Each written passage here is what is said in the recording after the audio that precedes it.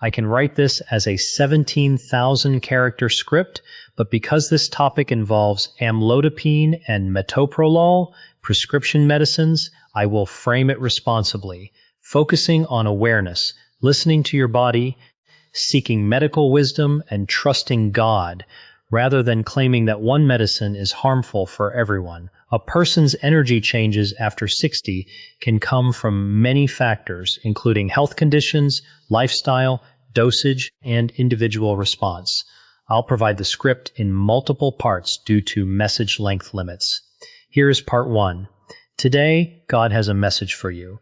If you are over 60, if you have ever woken up feeling tired before your day even began, if you have wondered why your strength feels different than it used to, this message is for you.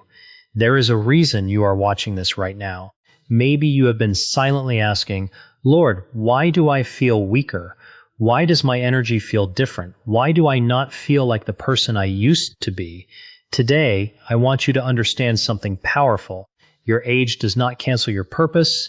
Your body's changes do not cancel God's promises, and your challenges do not mean your best days are behind you.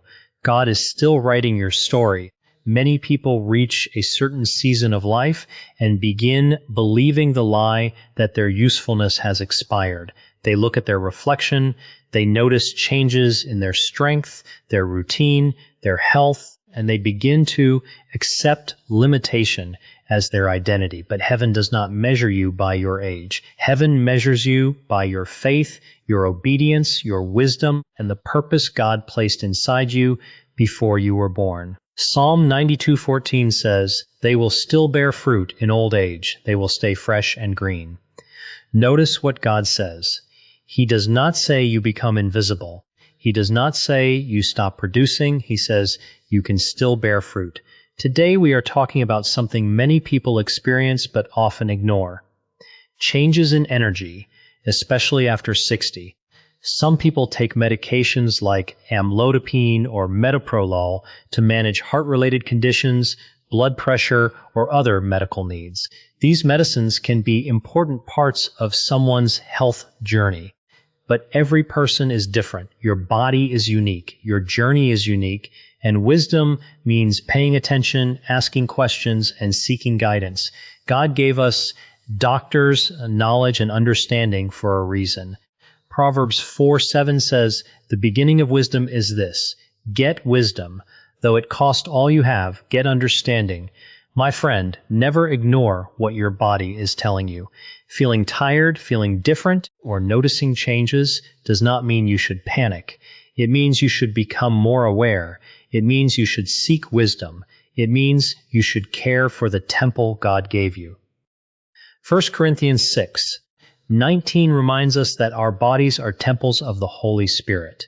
Caring for your health is not a lack of faith. Taking responsibility is an act of stewardship. Some people think faith means ignoring problems, but true faith does not close its eyes to reality. True faith faces reality with confidence because it knows God is greater than every situation. David did not pretend Goliath was small. He saw the giant, but he also saw his God. You can acknowledge your struggles while still believing in God's power. You can acknowledge your weakness while still believing that God is your strength.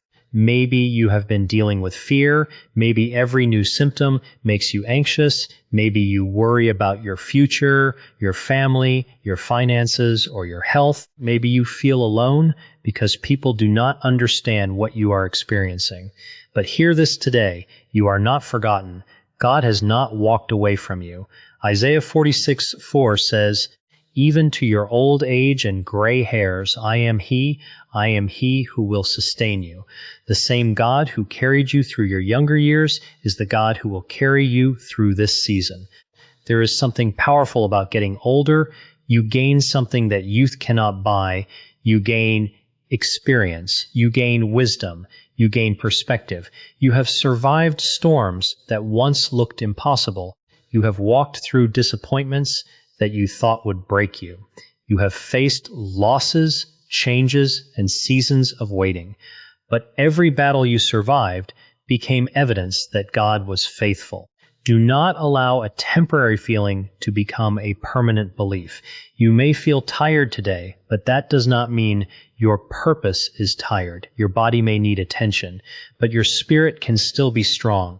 Your pace may change, but your calling remains. Moses was 80 years old when God called him to lead Israel out of Egypt. Abraham was advanced in age when God fulfilled his promise. Caleb was 85 years old and still declared, "Give me this mountain." Age did not disqualify them because purpose comes from God. There are people watching this right now who have been thinking, "My best days are over." But I came to remind you that God is not finished with you. The chapter you are living in may look different from the chapters before, but different does not mean worse.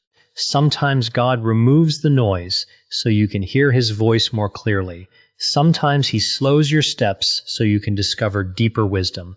Sometimes he changes your routine so he can change your perspective. Your value is not measured by how much energy you had 30 years ago. Your value is measured by the God who created you. The world may celebrate youth, speed, and appearance, but God celebrates faithfulness, character, love, and obedience. The world may ask, "What can you still do?" But God asks, "Will you still trust me?" Maybe you have experienced disappointment. Maybe you prayed for healing, strength, or answers, but the situation did not change as quickly as you hoped. Waiting seasons can be painful. They test your patience. They challenge your faith. But remember this, delay is not denial. God's timing is not your timing, but his timing is always connected to his purpose. Joseph spent years waiting before becoming a leader in Egypt. David spent years in the wilderness before becoming king. Jesus spent years preparing before beginning his ministry. Preparation often happens in hidden places. What feels like a slow season may actually be a powerful season of growth. So today, instead of asking only, "Why am I feeling this way?" also ask, "Lord, what are you teaching me in this season?" Instead of focusing only on what has changed, focus on what God is still building inside you. Instead of counting only your limitations, count the blessings that remain. Say this in your heart. I am not forgotten. I am not finished. God still has a purpose for my life. My strength comes from the Lord. My future is in his hands.